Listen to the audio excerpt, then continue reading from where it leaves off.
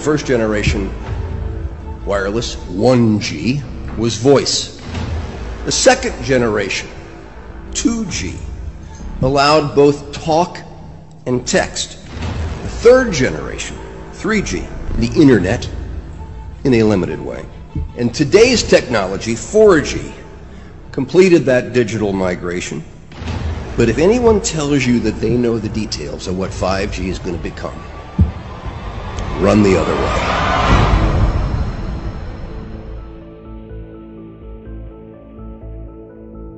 The more I know, the more I realize how little I actually know.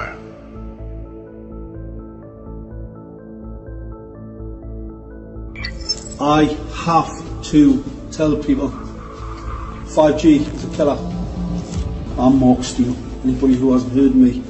I'm a weapons systems head-up display expert, one of the leading experts in the world. I've actually brought cover in relation to this, and the reason I became an expert was to invent it. What I'm going to say to you today, do not believe a single word I say. Not one. I want you to do your own research.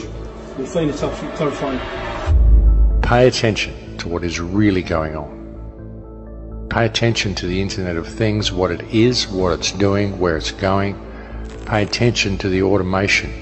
Pay attention to the 5G towers that are still going up everywhere. Wireless radiation has biological effects, period. And these effects are seen in all life forms: plants, animals, insects, microbes.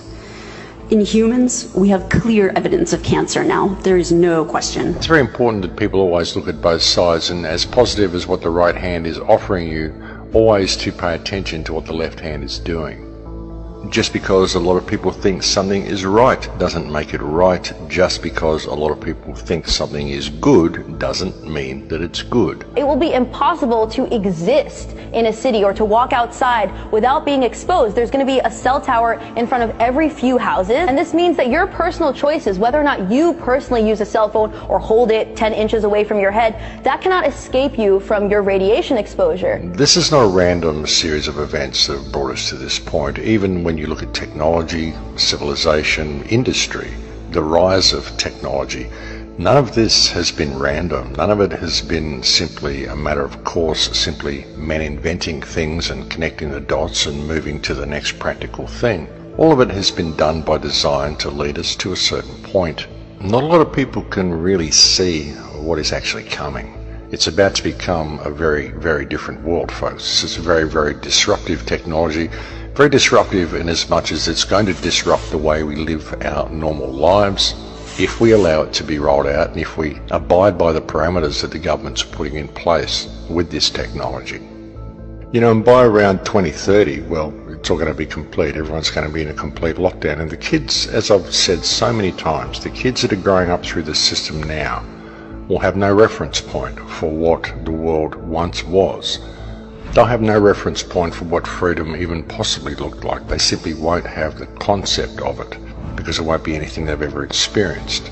And with 5G, I mean, what people need to understand with it is that it's all military-grade technology. It's not just about monitoring. It's not just about social crediting. It's not just about surveillance.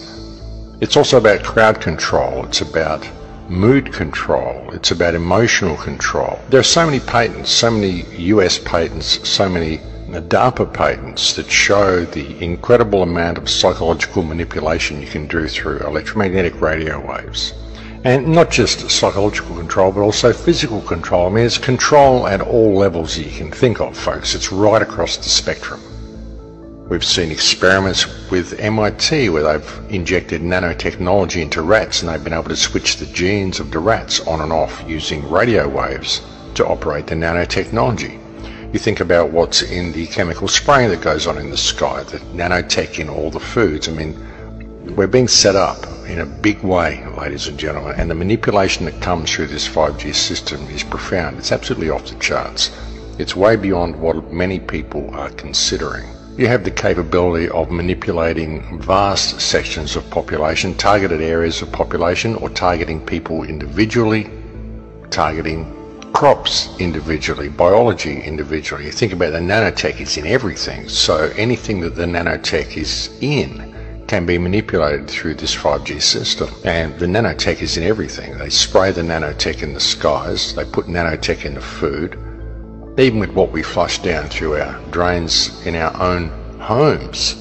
Gets passed on down through the water system, so you see this in the food chain, and there's nanotech in the food that we're eating and nanotech in the stuff that we're washing down the drains, and of course it ends up in the river system, it ends up in the fish, ends up in the algae, ends up in everything. With all of the stuff that they're feeding us about fast communications and good downloads and good connection speeds and all of this sort of stuff, that's the secondary application of all of it, or even the third application of all of it, because ultimately this is military grade technology, and what it's about is control, and ultimately it's a weapons system. You know, it's a surveillance system and a weapons system. You can have people under surveillance and then you can weaponize it and target certain individuals for elimination or whatever, heart attack, cancers, whatever you want to do to them. You just got to look at it, folks, and think, well, how much can you trust your government? Can you really trust these people? Look what they've done to the world so far, and that's who is rolling this system out, apparently for our benefit. When you look at the internet, you look at what it's becoming something that we never wanted.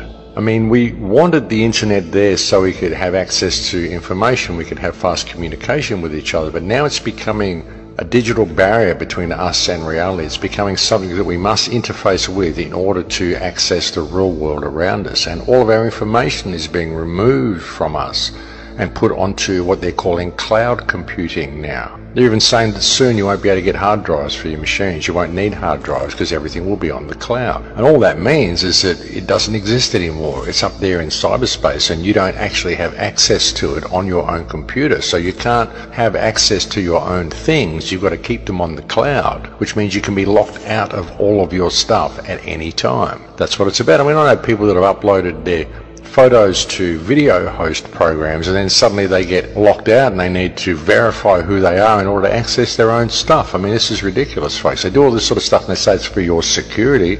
We're locking you out of the system because you've changed location for the day, and so we don't think you're who you are, so we need access to all your devices and your cell phones and everything we can get to try to track you and triangulate you and get everything we can on you before we're going to let you have access to your own things again. That's what they do, and they call it security.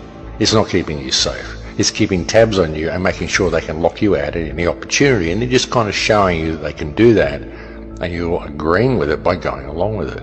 And when you've got kids that are growing up into this system and everything that they do is online, everything they know is online, all their bank accounts, their shopping, their friends, their Instagram, all their connections to everything, their electricity bill, it's all online.